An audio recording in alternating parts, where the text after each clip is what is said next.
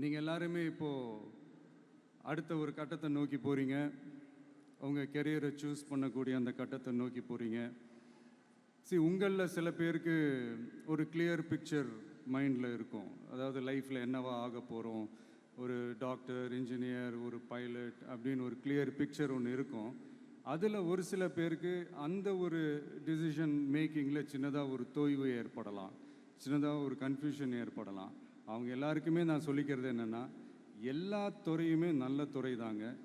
நீங்கள் எதை தேர்ந்தெடுக்கிறீங்களோ அதில் உங்களுடைய முழு ஈடுபாட்டோட உங்களுடைய 100% உழைப்பை போட்டிங்கன்னா அது யாராக இருந்தாலுமே வெற்றி நிச்சயம்தான். அதனால் உங்களுக்கு பிடிச்ச துறையை நீங்கள் தேர்ந்தெடுங்க.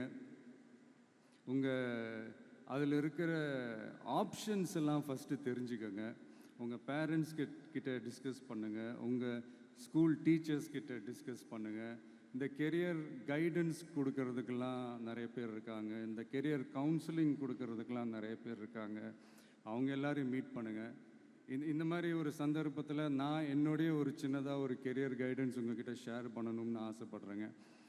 பொதுவாக நம்ம ஒரு துறையை தேர்ந்தெடுக்கும் போது அதில் எவ்வளோ டிமாண்ட் இருக்குது அப்படின்றத நம்ம பார்ப்போம் இல்லையா? ஃபார் எக்ஸாம்பிள், மருத்துவம், பொறியியல் மட்டும்தான் நல்ல ஃபீல்டுன்னு சொல்ல முடியாது. இன்னும் சொல்லப்போனால் நம்ம தமிழ்நாட்டில் உலகத்தரத்தில் டாக்டர்ஸ், இன்ஜினியர்ஸ், லாயர்ஸ்லாம் அதிகமாகவே இருக்காங்க.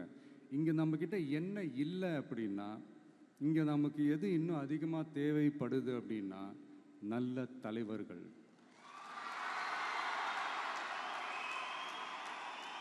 நான் தலைவர்கள்னு சொன்னது வெறும் அரசியல் ரீதியாக மட்டும் சொல்லலை. இப்போ நீங்கள் ஒரு துறைக்கு போகிறீங்க, அதில் நீங்கள் சிறந்து விளங்குனீங்கன்னா அந்த ஒரு தலைமை இடத்துக்கு உங்களால் ஈஸியாக வர முடியும்.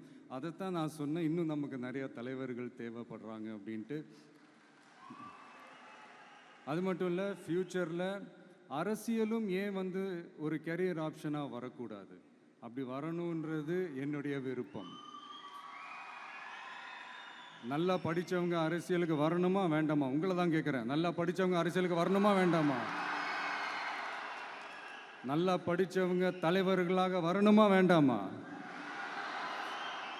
ஓகே, உங்கள் ஆர்வம் எனக்கு புரியுது. பட் இப்போதைக்கு படிங்க, மீதி எல்லாம் அப்புறம் பார்த்துக்கலாம்.